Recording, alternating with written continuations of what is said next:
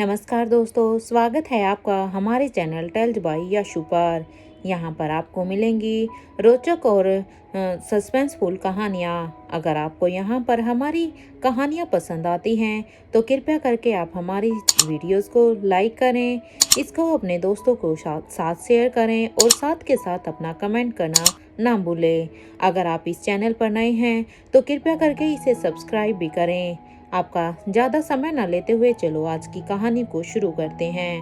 पिछले एपिसोड में हमने सुना था कि जहाँ पर मारवा हाउस में एक तरफ रोहित की प्रेयर मीट में पूरा का पूरा हंगामा हो रखा था। ये उसी हंगामे में कोई भी यहाँ पर अनिका की जिम्मेदारी अपने कंधों पर नहीं लेना चाहता था। सभी उस जिम्मेदारी से बच रहे थे। मारवा हाउस तो उसे निकालना चाहता था और गुलेरिया हाउस में आकाश और उसके भाई ये सब अपने हाथों को पीछे खींच रहे थे। तभी वहां पर एक भयानक आवाज आती है कि जब वो उस आवाज की तरफ देखते हैं तो वहां पर किंग पैराशूट से आया हुआ था। किंग को देखकर जहां अलीशा और बड़ी रानी दोनों की ही एक दूसरे को देखने लगती हैं हैरानी से, तो वहीं रेखा मूर्ति भी अभी हैरान थी। और यहाँ भूमिका के चेहरे पर अब एक स्माइल आ जाती है क्योंकि वो पहचान जाती है कि ये कौन है। तो वहीं रिया के मुंह से तो बस इतना ही निकल पाया था कि तभी उसके दोनों ही भाइयों ने उसके हाथ को जोर से दबा दिया। इधर तीनों ही बच्चे कभी अपने पापा की आंखों में ही देख रहे थे तो कभी अपनी मम्मा को। यहाँ इधर अनिका ने बच्चों की आंखों में ही सवाल पढ़ लिया था कि बच्चे अनिका से क्या सवाल कर रहे हैं कि अगर उनके पापा जो कि अभी किंग बनकर आए थे अगर वो जिंदा हैं तो फिर ये सब क्या था। इसलिए बच्चों के सवालों को उसने समझ लिया था, इसलिए वो उन्हें आंखों के इशारे से ही कुछ भी रिएक्ट करने से सीधा मना कर देती है। क्योंकि अनिका जानती थी कि अगर यहाँ पर बच्चे ने किसी भी तरह का कोई भी रिस्पॉन्स किया तो यहाँ पर सारा का सारा खेल बिगड़ सकता है। इसलिए अनिका ने आंखों के इशारे से ही उन्हें मना किया। यहाँ पर किंग की धमकी ही काफ़ी थी क्योंकि किंग के बारे में कौन नहीं जानता। लेकिन सालों पहले ये था कि बूढ़ा किंग तो मर गया है और ये दूसरा किंग कौन था इसके बारे में तो ये लोग जानते भी नहीं थे। इसलिए आज साक्षात किंग को अपने सामने देखकर अब सभी डरे हुए से लग रहे थे क्योंकि अब यहाँ पर जो भी कुछ हो रहा था उससे अब सभी को अपने किए हुए कर्म याद आने लगे थे। वहां पर सभी के लिए यहाँ रेखा मौसी सवालिया नजरों से बस रोहित को ही देख रही थी क्योंकि उन्हें तो पता ही था कि किंग कौन है और रोहित किंग कैसे बना वो ये भी जानती थी। यहाँ रोहित की आंखों में गुस्सा साफ दिखाई दे रहा था। गुस्से से यहाँ पर किंग यानी कि रोहित की आंखें बिल्कुल लाल जल रही थी। इधर सन्नी की तो उस ओरे को देखकर ही एकदम से ही हालत ही खराब हो रही थी क्योंकि इतना शक्तिशाली ओरा उसने आज पहली बार देखा था। तो वहीं राजीव गुलेरिया को खुद इंपीरियल ग्रुप का मेंबर है, उसे किंग की ताकत का अंदाजा था। राजीव गुलेरिया भी किंग की ताकत के बारे में अच्छी तरह से जानता था। वैसे भी सालों पहले जो राजीव के साथ ये सब हुआ था, भले ही वो बूढ़ा किंग था लेकिन किंग की ताकत क्या होती है, किंग का ओरा क्या होता है, उसके डिसीजन क्या होते हैं, वो राजीव गुलेरिया अच्छी तरह से जानता था।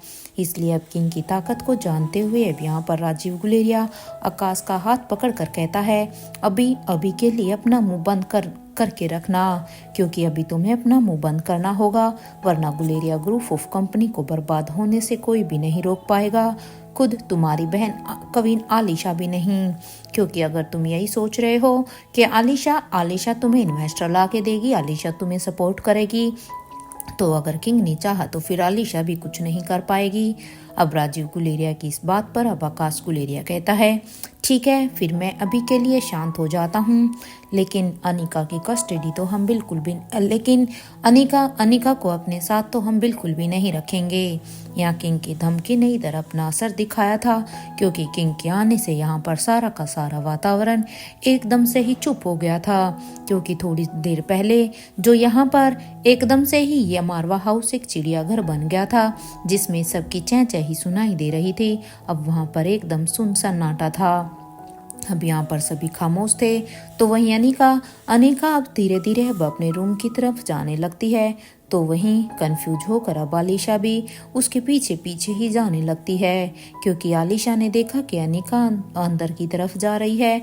तो आलिशा ने उसे अकेले जाना ठीक नहीं समझा और वो भी अब उसके साथ चली जाती है। या भूमिका तो बस कंफ्यूज होकर वो भी अनिका के ही पीछे पीछे जाने लगती है, क्योंकि भूमिका को भी ये पता तो लग गया था कि अब यहाँ पर उसका भाई रोहित यानी कि अब किंग आ गया है, तो अब उन्हें अंदर जाना चाहिए। यहाँ पर किंग अपने आप ही संभाल लेंगे। और यहाँ पर अब स्वाति मल्होत्रा भी अनिका के रूम की तरफ ही जाने लगती है। इधर किंग को देखकर तो अब सावित्री भी अब अपने प्लान को एग्जीक्यूट करने में लग जाती है। वो बड़ी रानी के पास जाकर अब कहती है, मैं और आयशा मैडम पेरिस जाने वाले हैं। इस बात पर अब बड़ी रानी कहती है, हाँ सिर्फ तुम दोनों ही क्यों, अनिका और बच्चों को भी साथ में लेकर चलो। और हाँ, वहाँ पर जाने के बाद ही हम इसके बारे में बात करेंगे। अब उसकी इस बात पर अब रेखा मौसी भी कहती है, नहीं अभी जरूरत नहीं है, मैं अनिका और बच्चों को अपने साथ लेकर जाऊंगी, क्योंकि बच्चे पेरिस नहीं बल्कि मेरे साथ लंदन जाने वाले हैं। इधर किंग वहां से अब चले जाते हैं। तो वहीं अब रोहित की बॉडी को लेकर जाने की तैयारियां हो रही थी, क्योंकि यहाँ पर किंग के आने से ही सब अपने आप ही लाइन में आ गए थे, इसलिए किंग को यहाँ पर किसी से कुछ भी कहने की अब जरूरत ही नहीं पड़ी। यहाँ पर अब सुहासिनी मारवा अब कहती है, आर्यन को बुलाओ।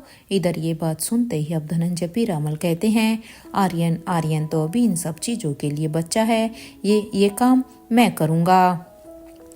यहाँ पर अब पूरे ही रिचुअल्स के साथ अब उस बॉडी को शमशान घाट के लिए लेकर जाया जा रहा था। तो वहीं दूसरी तरफ अनिका के रूम में आलिशा, भूमिका और अनिका, इनके साथ स्वाति मल्होत्रा वहां पर ये सभी सोफे पर बैठी हुई थी।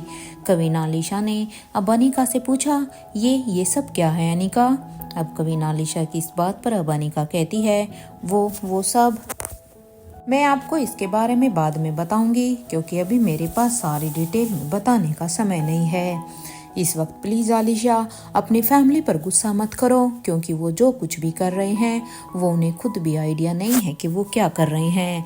अनिका यहाँ पर गुलेरिया फैमिली के बारे में कह रही थी, क्योंकि अनिका अब तक सब कुछ समझ चुकी थी कि जो भी कुछ गुलेरिया परिवार अब ये भाषा बोल रहा है वो यहाँ पर मुँह तो गुलेरिया परिवार के हैं, लेकिन यहाँ पर ये भाषा नेत्रा की है। इधर अनिका की इस बात पर अब आलिशा कहती है, हम कुछ समझे नहीं अनिका, तुम कहना क्या चाहती हो? लेकिन फिर भी हम आपके प्लान में आपके साथ हैं। भले ही हमें अभी कुछ भी नहीं पता है, लेकिन इससे आगे जो भी होगा हम उसमें आपका साथ भरपूर देंगे। हमें करना क्या होगा बस हमें ये बता देना।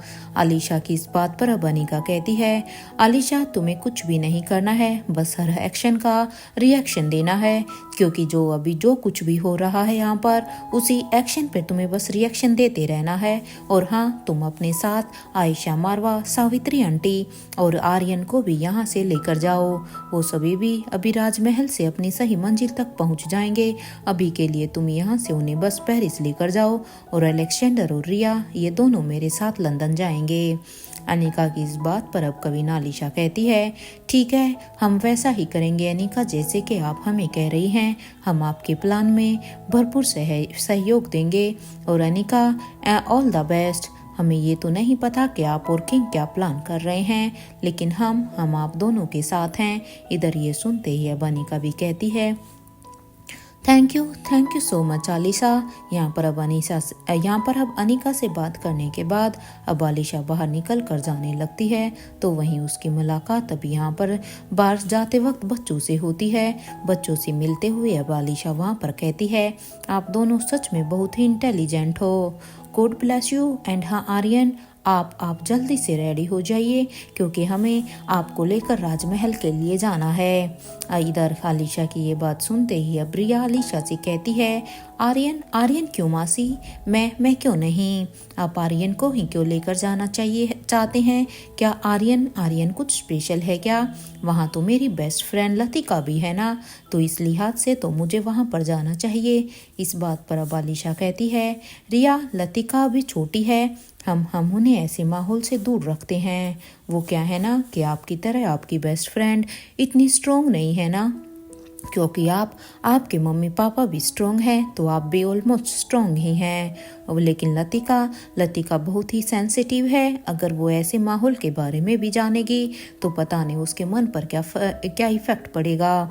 यहाँ इधर तीनों बच्चों को अब अपनी ब्लेसिंग्स देने के बाद अब आलिशा वहाँ से बाहर की तरफ निकल जाती है। तो वहीं अब अनिका के रूम में भूमिका, जो कि ये सब सुन रही थी, अब भूमिका कहती है अब कोई मुझे भी समझाएगा क्या कि यहाँ पर हो क्या रहा है।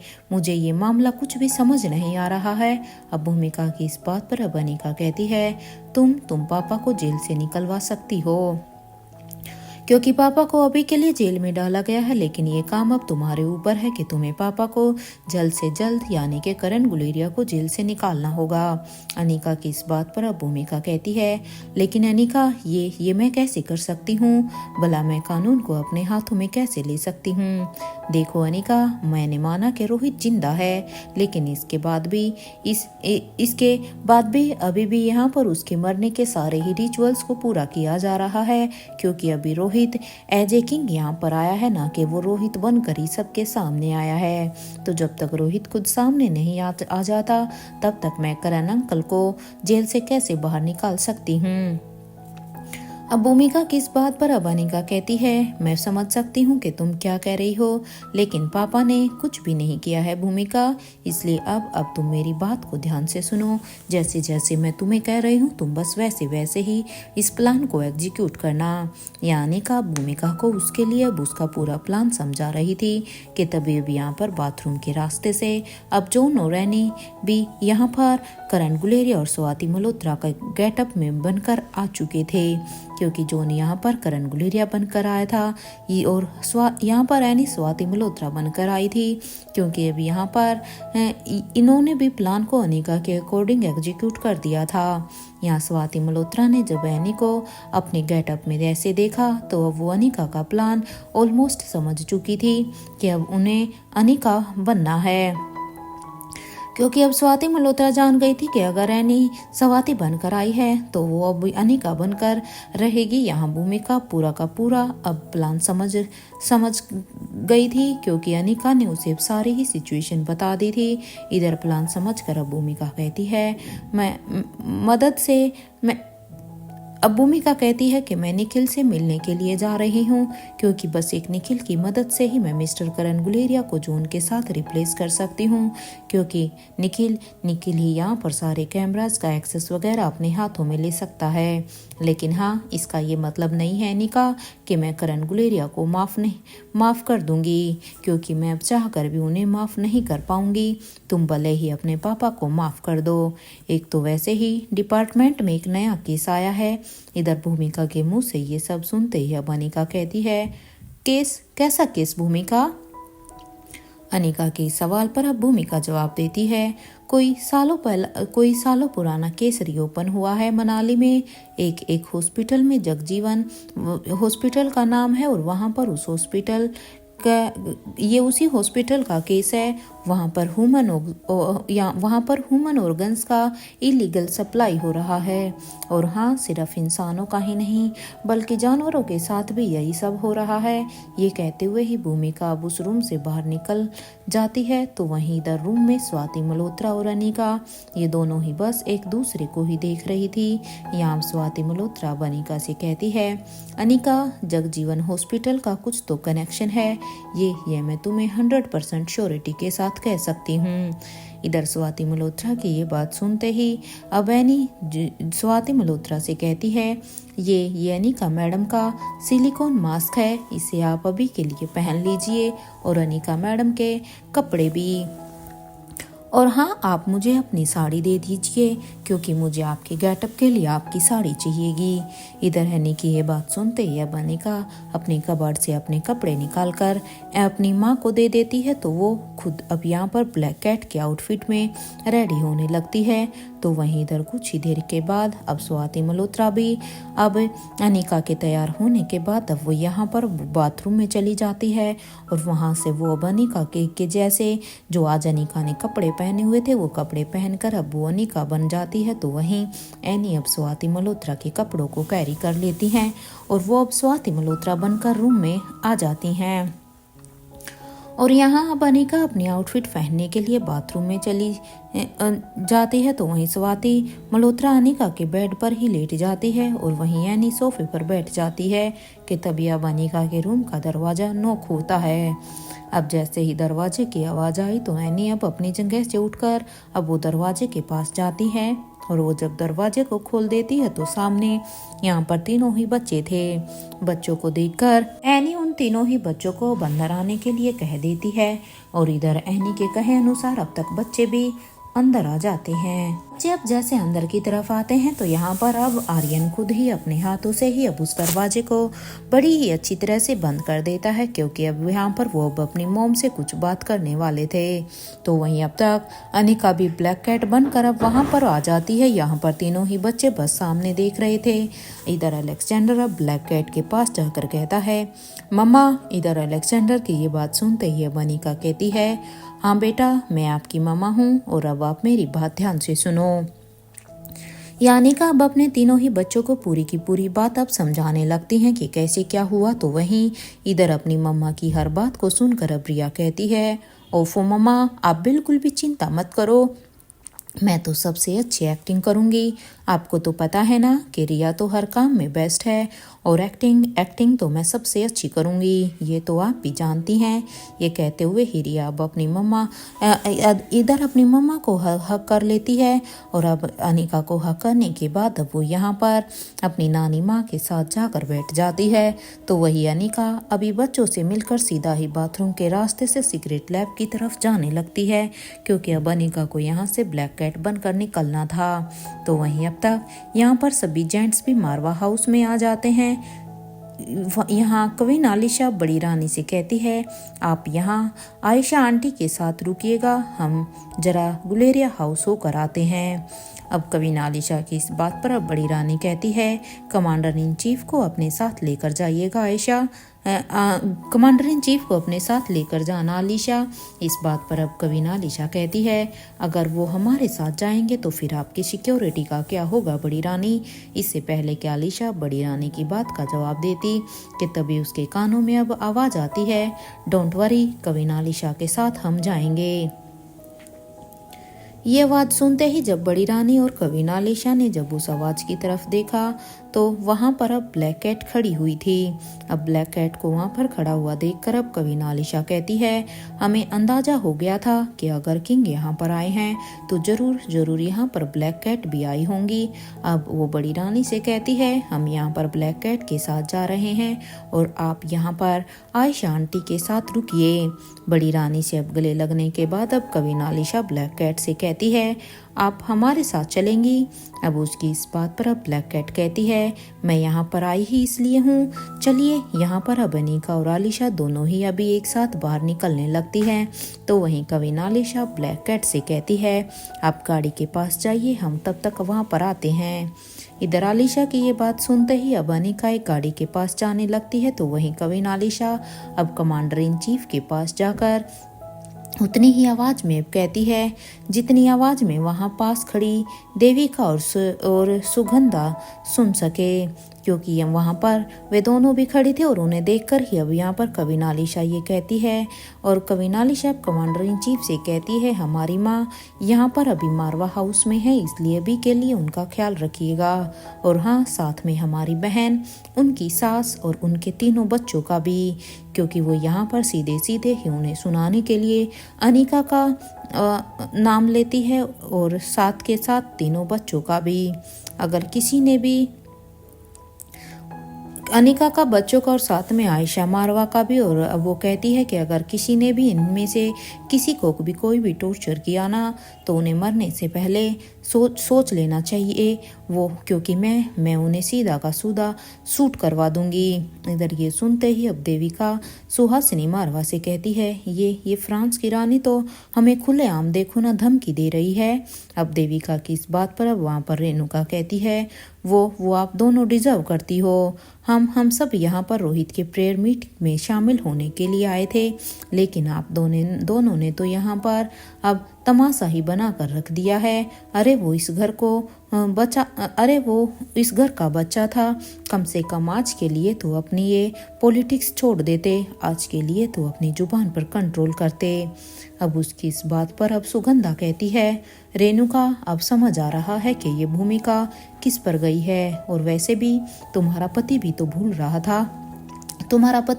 रहा था जब उसे क्यों नहीं रोका तुमने। इस बात पर अब रेणुका मारवा कहती है, मेरे पति गुलेरिया परिवार के खिलाफ थे, वो इस घर की बहू और इस घर के बच्चों के खिलाफ बिल्कुल भी नहीं थे, क्योंकि उन्होंने अनिका के लिए, आयशा मारवा के लिए और बच्चों के लिए कुछ भी नहीं बोला।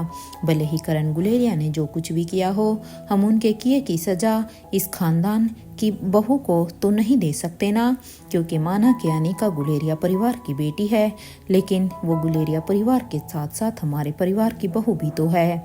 वहाँ इधर दूसरी तरफ कवीन आलिशा अब यहाँ पर कवीन आलिशा यानी कि अब वो यहाँ पर अब ब्लैक कैट के साथ गुलेरिया हाउस के लिए निकल जाती है, तो वहीं गुलेरिया हाउस के लोग भी अभी अपनी गाड़ी में वहाँ जाने के लिए तैयार हो जाते हैं, क्योंकि अब तक वो भी यहाँ से निकल चुके थे। तो वहीं बचे धनंजय पीरामल, वो तो बस अभी अपने सिर पर अपने दोनों ही हाथों को रखकर यहाँ एकांत में गार्डन में बैठे हुए थे कि तभी जैसे ही उन्हें इस तरह से अकेला बैठा हुआ देखकर अब अंजलि मामी और किशन मामा अब उनकी तरफ बढ़ते हैं और अब वो उनसे मिलते हैं, क्योंकि उन्हें धनंजय को इस तरह से बैठा हुआ देखकर उन्हें इस समय सांत्वना देना सही समझा, और इसलिए वो उन्हें समझा कर वो वहाँ से जाने लगते हैं। लेकिन तभी अब श्वेता कहती है, मैं बुआ को लेकर आती हूँ। ये सुनते ही अब अंजलि मामी हाँ में अपना सिर हिला देती है। तो वहीं श्वेता भी इधर मारवा हाउस के अंदर आकर अब वो सीधा ही अनिका के कमरे की तरफ जाने लगती हैं, क्योंकि श्वेता को पता था कि यहाँ पर स्वाति मल्होत्रा अनिका के कमरे में ही गई थी। इधर वहाँ अनिका के कमरे में पहुँचने के बाद वो अब दरवाजे को नॉक करने लगती है। जैसे ही दरवाजे की आवाज़ सुनी तब अब रिया कहती है, मैं देखती हूँ कौन है, और ये कहते हुए ही रिया अब दरवाजे के पास जाकर अब उसे खोल देती है। तो रिया यहाँ पर सामने अपनी श्वेता मासी को देखकर अब कहती है, मासी आप यहाँ। अब रिया की इस बात पर श्वेता रिया को हक कर लेती और वो कहती है, मेरी रिया तो सच में बहुत ही स्ट्रोंग है। अब श्वेता की इस बात पर अब रिया कहती है, but I miss my mom and dad. ये सुनते ही अब श्वेता कहती है, डोंट वरी रिया, सब ठीक हो जाएगा, आपकी मोम ही जल्दी ही ठीक होंगी। ये कहते हुए ही श्वेता अभी तीनों बच्चों से मिलती है, और अब वो तीनों बच्चों से मिलकर अब वो स्वाति मल्होत्रा जो कि अभी यानी थी उससे कहती है, बुआ क्या अब हम मल्होत्रा हाउस के लिए चलें। इधर श्वेता की ये बात सुनते ही अब बैनी भी कहती है, मेरा जाना जरूरी है क्या। अब इस बात पर अब श्वेता कहती है, बुआ आपकी भी तो तबीयत ठीक नहीं है, प्लीज़ चलिए। वैसे अगर अनिका दीदी की मौसी यहाँ पर नहीं होती ना तो मम्मी खुद अनिका दीदी को ही अपने साथ ही लेकर वहाँ पर मल्होत्रा हाउस में चलती। इधर श्वेता की ये बात सुनते ही अब एनी आने के स्वाति मल्होत्रा कहती है, ठीक है चलो। यहाँ एनी अभी तीनों बच्चों से मिलकर और अनिका यानी कि स्वाति मल्होत्रा को के सिर को अब सहला कर चली जाती है। तो यहाँ पर अब मल्होत्रा परिवार भी वहाँ से जाने लगता है। अब तक एक एक करके सभी मारवा हाउस से चले जाते हैं। तो वहीं भूमिका और निखिल दोनों ही अभी भूमिका के रूम में थे। यहाँ भूमिका अब निखिल से कहती है, क्या तुमने अनिका के साथ मिलकर कोई गेम खेला है क्या।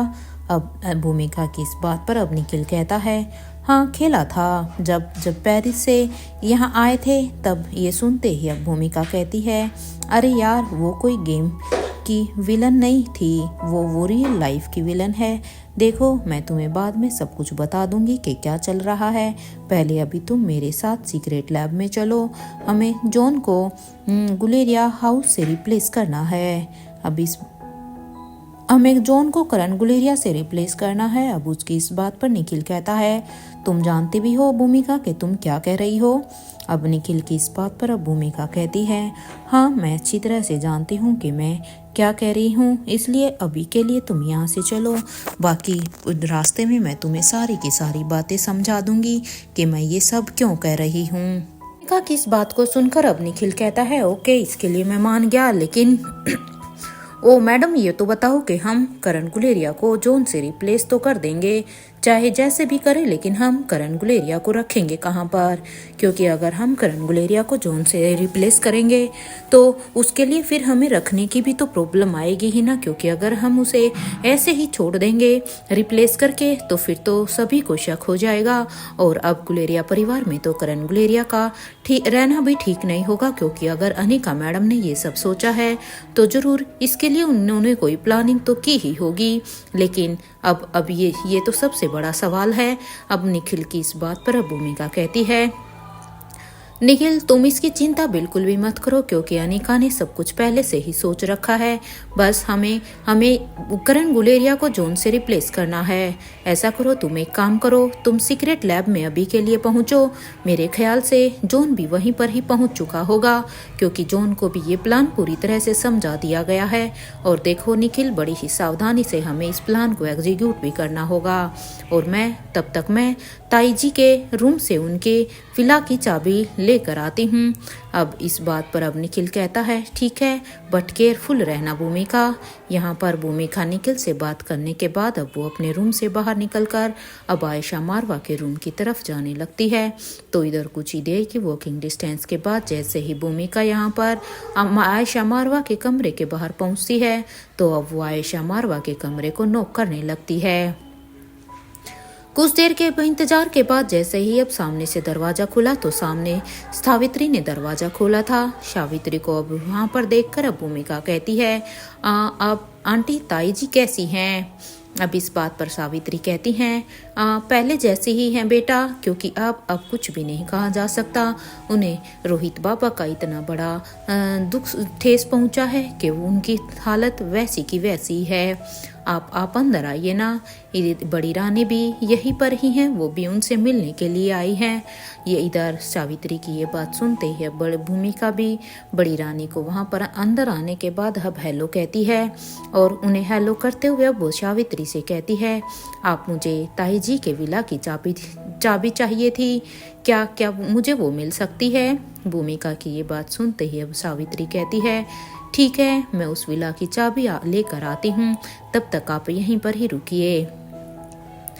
और अब यहाँ पर सावित्री ये बात कहने के बाद वो भी इस रूम में आयशा को छोड़कर सभी के ही वहाँ पर आयशा को वहाँ पर छोड़कर अब चाबी लेने के लिए चली जाती है। वहाँ भी सभी के ही मूड लाइट हो चुके थे। तो यहाँ सावित्री अब जैसे ही आयशा मारवा के कबर्ड को खोलती है और उसके अंदर ड्रॉर में से चाबी निकालकर भूमिका को देने ही वाली थी कि तभी अब वहाँ पर धनंजय पीरामल आ जाते हैं। और धनंजय पीरामल अब सावित्री से कहते हैं, आयशा कैसी है? अब इस बात पर सावित्री कहती है, सर अभी भी आयशा मैडम वैसे की वैसी हैं, उनके अंदर कोई भी इम्प्रूवमेंट नहीं हुआ है, क्योंकि रोहित बाबा का उन्हें बहुत ही बड़ा झटका लगा है। या धनंजय पीरामल अभी अपनी बहन और भूमिका दोनों के ही चेहरों को देख रहे थे। उन्हें इन दोनों के ही चेहरे को देखकर कुछ अजीब लग रहा था, क्योंकि बड़ी रानी और भूमिका इन्होंने किंग के चेहरे को देखा था, तो इसलिए ये समझ गए थे कि रोहित को कुछ भी नहीं हुआ है। इसलिए वो बेफिक्र नजर आ रहे थे।